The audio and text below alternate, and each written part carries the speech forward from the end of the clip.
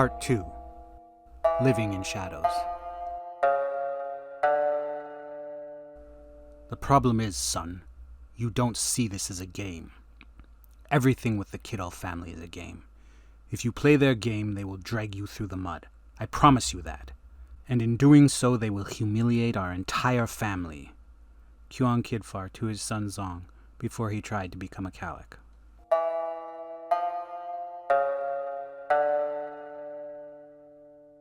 They left Red Song Space Station on Manda Kidfar's ship, Survivor. The vessel was a sleek Kazakui Shipyards 30 YCX 2006. The pale vessel was set up in a W configuration with a long central oval section, engine pontoons off the side, and a central neck at the back of the main hull that was capped with the oval cockpit. The Survivor was comfortable and fast. It was also bigger than Zong's ship, better shielded, and better armed. It was indeed the more logical choice for a mission such as this. Topping the stairs that led from the lower deck, Zong stepped into the command deck and looked toward the helm control at the front, which was placed before a curved window. The helm and co-pilot stations were next to each other, and other computer stations curved along the walls of the room. Everything was white and black, clean and efficient. The Survivor was as much a comfortable home as it was a heavily armed combat vessel. It was comfortable here. Zong's eyes rested on Manda Kidfar and Q, who were at the forward helm stations. Manda was conversing pleasantly with Q, and the robot was as awkward as usual. Zong watched them for a moment. It was a relief mission to Doklori before Rules sent Master Kidfar away. I was found blasted apart. Most people would have left me there. For some reason, Master Kidfar came over and looked at me, and for some even stranger reason, I asked for help. Some sort of hiccup in my programming, I think. What does Zong think? Manda asked.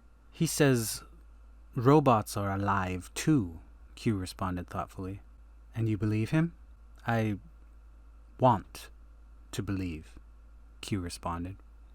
Feeling a little uncomfortable eavesdropping, Zong cleared his throat and stepped forward from the back of the cockpit, causing Manda and Q to turn and look at him. We're almost across Kashna space. We'll be to the Nuldugan realm in no time, Zong said, and he glanced at a monitor near the helm. That is correct, sir, Q agreed. Where is this place we're stopping first? Manda asked, looking out the forward window again at the streaking white, blue, and red colors of Hyperion space. Zagloff, Zong responded. It's the last stop before we cross into the Nuldugan safe zone here in the second galaxy. I'll need to get us some, special papers from a contact there. Manda looked over her shoulder and smirked at the young Kashna man. That sounds shady. It is what it is, Zong responded. The Kashna Republic is trying to stay out of the Kroom War as much as possible. It's not exactly illegal to head into the war zone, but it's frowned upon. Zong sighed and added, the real trouble will come at the checkpoint at Ruzegdula, the most northern world in the Nuldugan realm.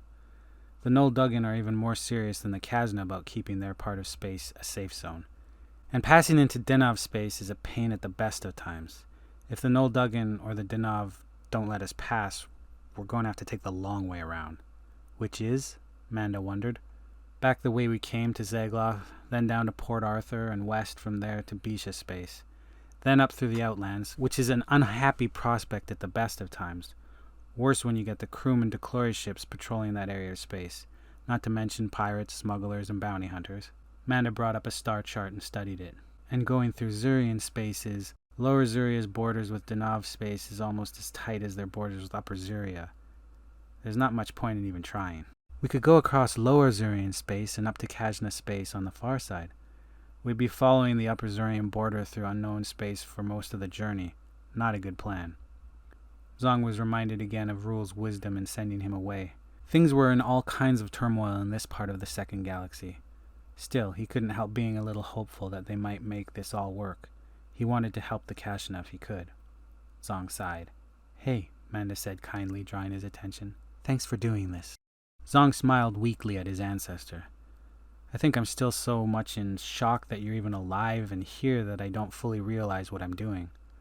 Manda chuckled and looked out the forward window again. A moment of silence passed between them. You must care a lot about this Xanth Naku guy, Zong said after a moment. I mean, to go through all this, all these Yevs searching for a way to help him? He's like a son to me, Manda said softly. I raised him after his parents were killed.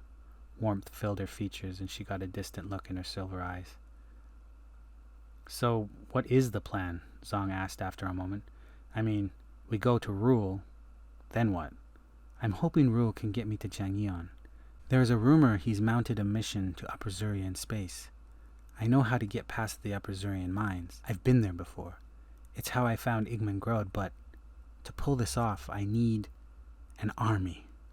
And you just think Rule's going to provide you with that, Zong chuckled. Well, I'm hoping you might be able to help me with that, Manda said with a smile.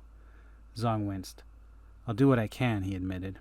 Another moment of silence passed between them, and then the young Kashna asked, Why not go to the Calic for this? I mean, you're Manda Kidfar. You're a legend. If you showed up, I'm sure they'd give you whatever you want. Manda frowned.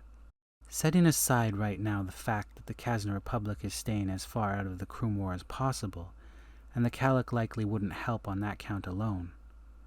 The Calic are losing their way. The closest thing I've seen to the Calic as Deshar set them up are those Calic in the Third Galaxy, and they're seen as awed by the establishment. There was sadness in her voice. There's a rot in the Calic, Manda went on, and I don't know, an infestation of politics and noble family nonsense. It was starting in my time. From my observations, it's just gotten worse. She looked fully at Zong. You should understand that more than most. I know what happened, Zong.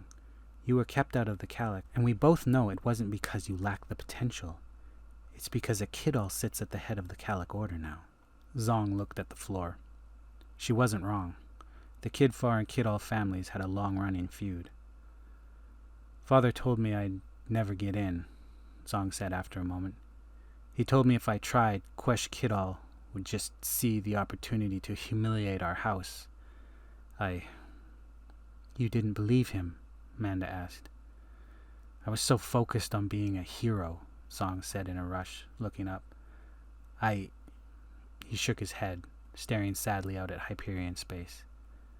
After I was publicly put through a ringer of nearly impossible trials, the first time it's ever been done among the Calic, and following my just as public rejection from the Calic Order, and everything Father feared coming to fruition. Zong looked sadly at the floor again. Father stopped talking to me first, then my brothers and sisters. I had to find my own way. And your own way led you to the Kashna? Manda asked. Eventually, Zong responded, looking up again. With the Zayn warriors, I found a degree of camaraderie that I never even felt at home. I've always been awkward among my own people, even my family. We are coming up on Zagloff now, Q piped up in the co-pilot seat. Prepare to decant from Hyperion. With streaking lines of light, Manda's ship left Hyperion and streaked into real space. Ahead was Zagloff, a lush purple and blue alien world. Right on the nose, Q. Great job, Zong smiled. Thank you, Master, the robot responded. I'm getting better at this piloting thing. Zong slid over to one of the computer stations on the bridge and brought up the comm.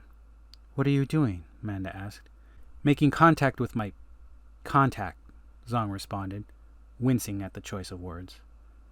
The monitor in front of him rippled and a Zagloff appeared on the screen. The alien had orange skin and a broad, leathery face with a flat nose. His eyes were yellow, and instead of hair he had a lot of tentacles that grew out of his scalp like hair. The man had pulled the tentacles back into a ponytail of sorts. His pointed ears were pierced with many piercings. There was a scar on his chin. He wore red and black, with armor on his chest and shoulders. The black image of a hand held to look like a gun was painted on his breastplate. Kidfar! The Zagloff laughed, a grin spreading across his broad face, his sharp teeth glinting in the light. I am so happy to be seeing you again. I am hoping you are here for to do business. I do so love your credits. Love them more than anyone else's credits. You know that, don't you? Zong chuckled. Sure, Stoll, he said. I know. Hey, clears for docking. I need some papers to cross at Ruzigdula. Stoll's smile faded and his face fell. Oh, He grumbled, running a hand over his wide chin. that'll be some hard to do. Harder and harder to get that way these days, you know. I'll pay whatever it takes, Zong said. Stoll's smile split his face, and his yellow eyes lit up. You know, He cheered. this is why I like you best, Kidfar. You understand what makes the four galaxies turn. Money, Zong and Stoll said together. Money! Stoll laughed again. Yes, money. You said it and I said it together. That's funny. Ha ha! Come on down, my good friend. The comm line cut and Stoll's face rippled away. Zong typed the coordinates into the keypad and transferred them to Manda's station. Follow this route, he told the woman. They'll be expecting us. Clearly, Manda smiled at Zong, and if he'd guessed right, there was a bit of pride in that expression. It made his chest warm a little.